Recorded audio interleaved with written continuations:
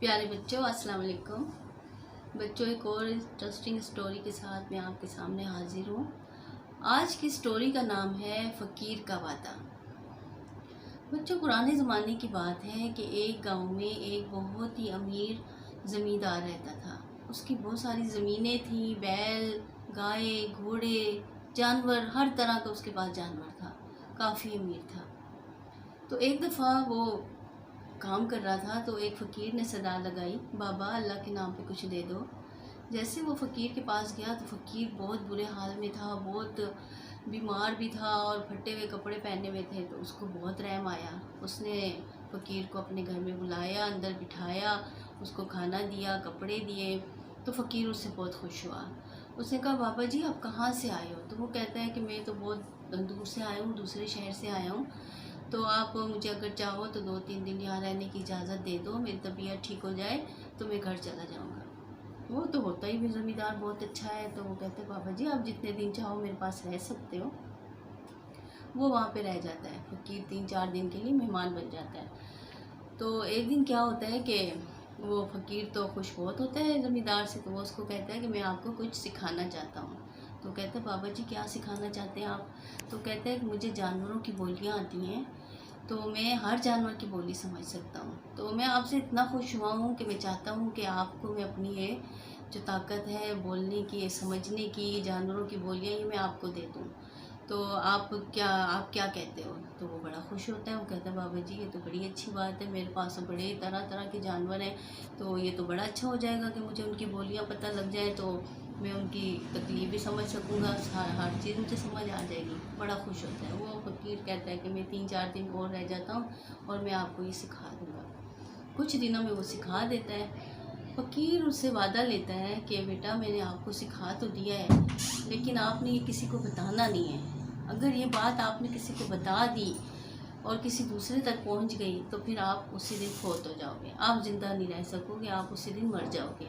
तो आपने सीख तो लिया लेकिन आप किसी को बता नहीं सकते। वो पक्का वादा कर लेता है। वो कहते हैं, नहीं बाबा जी मुझे कोई ज़रूरत ही नहीं है किसी को बताने की, मैं क्यों बताऊँगा।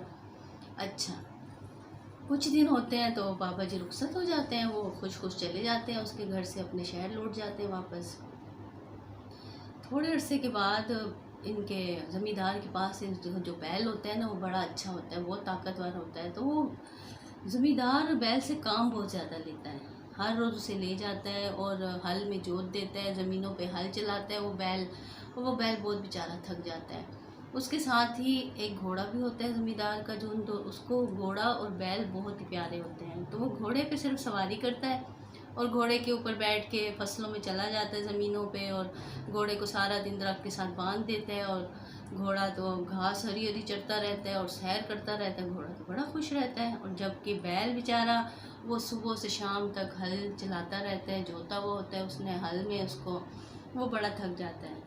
जब कभी थक जाता है तो ज़मींदार के नौकर उसे छड़ियाँ मारते हैं और डंडे मारते हैं पीछे से कि क्यों नहीं चलते, चलते जाओ। वो बेचारा फिर चलने लग जाता है। तो एक दिन वो उसका नौकर बैल को टांग पे छड़ी मार देता है। तो बैल को बड़ी तकलीफ़ होती है। बैल तो बेचारा रात को जब बांधते हैं बैल को और घोड़े को साथ साथ ही एक ही कमरे में बंधे हुए होते हैं, तो बैल कहता है कि आज मैं बड़ा ही थक गया हूँ। तो घोड़ा कहता है, यार मुझे बड़ा तुम पे रहम आता है, तुमसे तो बड़ा ज़मींदार काम लेता है, तुम बड़े थक जाते हो, तो कोई ऐसा बहाना कर लो कि तुम अपने आप को बीमार कर लो और तुम कुछ दिन आराम कर लो। तो वो कहते हैं, ये तो बड़ी अच्छी बात है, मैं कैसे करूं? कहते जब सुबह आए ना तुम्हें ज़मींदार लेने के लिए, तो तुम ऐसा करना कि उठना ही नहीं। वो तुम्हें खाना दे, चारा रखे, तो तुम उसको खाना तो दूर की बात, सूंघना भी नहीं, मुंह ही नहीं लगाना। तो वो समझ आएगा तुम बीमार हो। तुम्हें खड़ा करे तो तुम बैठ जाना, चिल्लाने लगे तो तुम गिर जाना। तो इस तरह वो समझ आएगा कि तुम तो बड़े ज़्यादा बीमार हो, तो वो तुम्हें लेके नहीं जाएगा। वो घोड़ा बैल कहते हैं तो अच्छी बात है, चलो मैं ऐसे करता हूँ, मुझे कुछ दिन आराम मिल जाएगा। वो ऐसा ही करता है। वो जब बातें कर रहे होते हैं ना, तो ज़मींदार गुजर रहा होता है, वो सुन लेता है उनकी बातें। वो तो समझता है बोली, उसको तो मिली भी होती है ताकत। वो समझ जाता है कि ये घोड़ा इसको बेकार है और इस तरह उसको बीमार करवा रहा है। अच्छा, वो क्या करता है कि दूसरे दिन सुबह बैल को लेने आता है। तो बैल ने तो मतलब सोचा हुआ होता है कि मैं तो जाऊंगा ही नहीं, बैल तो न चारा खाता है, न चलता है, न खड़ा होता है। जमींदार कहता है कि ये तो बहुत बीमार हो गया है, अब ये तो नहीं हल चला पाएगा। उसका नौकर कहता है सर जी एक और बैल खड़ा है, बड़ा बहादुर सा है, उसको ले आऊँ आज। जमींदार कहते हैं नहीं जी, उसे नहीं लाना, अपना घोड़ा जो खड़ा है आज इससे काम ले लेते हैं। वो तो घोड़े को पकड़ के ले जाते हैं। पूरा दिन सुबह से शाम तक घोड़े को वो जोत देते हैं हल के साथ, और वो हल चलाता है, शाम हो जाती है तो घोड़ा बड़ा थक जाता है। घोड़ा वापस आता है तो बैल उसे कहता है यार बड़ी मेहरबानी, आपने मेरा बड़ा ख्याल किया और आज मैंने बड़ा आराम किया। तो दूसरा दिन सुबह होती है तो फिर जमींदार आ जाता है लेने के लिए बैल को, तो बैल फिर बीमार होता है। घोड़ा देखता है कि अब तो मैं इतना थक गया हूँ, आज मुझे फिर ले जाएगा। वो घोड़े को दोबारा ले जाते हैं, फिर वो उसे सुबह से जैसे हल के साथ बांध देते हैं, शाम तक वो हल चलाता रहता है। वो तो बड़ा ज़्यादा थक जाता है। वो आता है तो वापस आता है, उसे जमींदार बांध देता है बैल के साथ। तो बैल बड़ा खुश रहता है। बैल तो कहता है आज मैंने फिर बहुत आराम किया। तो घोड़ा कहता है अब मैं इसे कैसे राज़ी करूँ काम पे जाने के लिए। तो घोड़ा कहता है आज एक कसाई को बुलाया था, जमींदार एक कसाई से बात कर रहा था कि यार मेरा बैल तो बड़ा सा बीमार हो गया, तो आप इसे ले जाओ और ज़िबा कर दो। अगर आप नहीं उठोगे सुबह काम पे नहीं हल के लिए जाओगे तो वो तो तुम्हें ज़िबा करा देगा।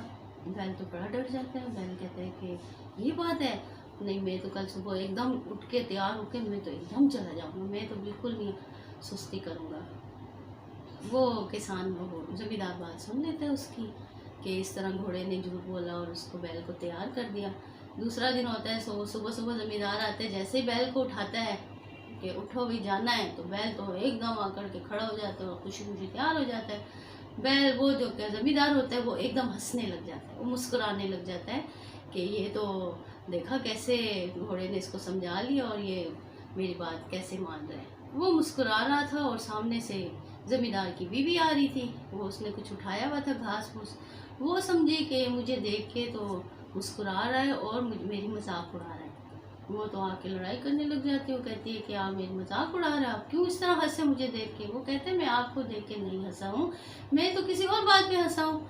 तो वो कहती मुझे तो बात ही बताओ कि किस बात पे हंसे, वरना मैं तो आज अपने मैके चली जाऊँगी, मैं तो यहाँ रहती नहीं हूँ।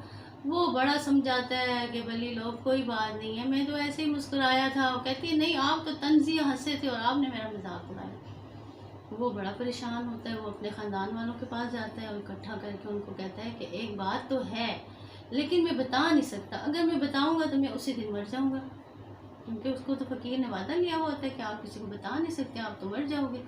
वो कहते हैं ख़ानदान वालों को इसको समझाओ, अगर मैं बहुत इसको बता दूंगा तो मैं तो मर जाऊंगा। तो वो कहती है नहीं मरते, तुम मुझे आज बताओ, ये बताओ। वो बड़ा परेशान होता है। ख़ानदान वाले समझा के वो वापस चले जाते हैं। वो कहते हैं ये तो मानती नहीं है, ज़िद में है।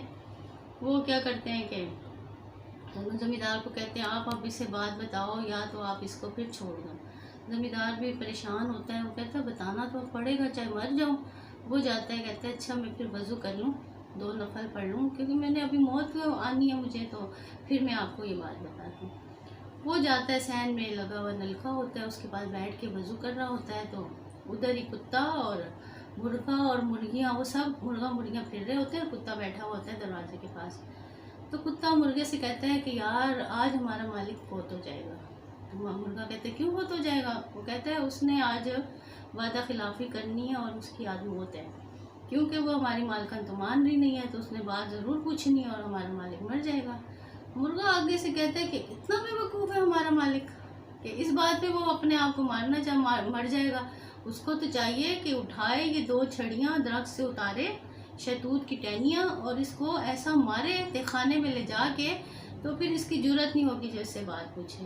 वो तो समझता है बोली, और उसको तो ज़मींदार को बोली आती है। वो सुन लेता है, वो सुन के हल्का सा मुस्कुराता है और उठता है और दरख्त के ऊपर से 2 अच्छी अच्छी पतली पतली टहनियाँ उतार लेता है और उतार के जाके तहखाने में रखाता है। फिर थोड़ी देर के बाद बीवी के पास जाता है, नमाज़ वगैरह पढ़ता है, वज़ू करके आया हुआ होता है। नमाज़ पढ़ के तो बीवी को कहता है आ जाओ, अब मैं तुम्हें वो बात बताता हूँ, लेकिन मैं सबके सामने नहीं बता सकता, कोई सुन लेगा। अगर किसी ने सुन लिया तो चलो तहखाने में तुम्हें बात भी बता दूँगा और मैं उधर ही मर भी जाऊँगा। तो वो कहती है ठीक है। वो उसे लेके तहखाने चला जाता है। तहखाने जाते हैं तो दरवाज़ा बंद करते हैं और 2 छड़ियाँ उठा लेता है और दबादब उसकी पिटाई करता है। उसको गुस्सा भी होता है कि इतनी ज़िद है तो मानती नहीं है। वो जब मारता है ना उसे, तो वो कहती मेरी तौबा, तो मैं आइंदा आपसे कोई बात नहीं पूछूंगी, आप मुझे बस छोड़ दो। वो आराम से बाहर उसको लेके आ जाते हैं। सारे ख़ानदान वाले इकट्ठे होते हैं कि अब तो ये मर गया होगा, पता नहीं कौन सी बात होगी। जैसे वो बाहर आते हैं तो बड़ा खुश होता है, वो भी हंस रही होती है। कहते हैं बस मान गई है, सारी बात इसको मैंने समझा दी, मान गई। सारे खुश हो जाते हैं। तो ये बच्चों बात थी कि हमें किसी बात पे ज़िद नहीं करनी चाहिए। जहाँ पे ज़िद आ जाती है ना तो वहाँ पे कोई मामला भी ठीक नहीं होता। तो कभी भी आपको भी अपने माँ बाप से ज़िद नहीं करनी चाहिए, और ज़िद का अंजाम भी बहुत बुरा होता है। ज़िद बहुत बुरी बात है, ज़िद नहीं करनी चाहिए और अपना वादा तोड़ना नहीं चाहिए। इसमें हमें ये भी सबक मिलता है कि जिससे भी वादा करो उसे ज़रूर पूरा करो, उसे तोड़ना हरगिज़ नहीं है। अगर बहुत भी ज़रूरत पड़ जाए तो फिर भी अल्लाह से माफ़ी मांगनी चाहिए कि या अल्लाह हम इस वजह से तोड़ रहे हैं, हम इसलिए ये वादा तोड़ रहे हैं कि हम बहुत ही मजबूर हो गए हैं। तो मेरे बच्चों, अब अगर आपको ये कहानी भी पसंद आई है तो प्लीज़ मुझे सब्सक्राइब करें, लाइक करें, ताकि मैं रोज़ाना आपके लिए एक और नई इंटरेस्टिंग सी स्टोरी लेके आऊँ।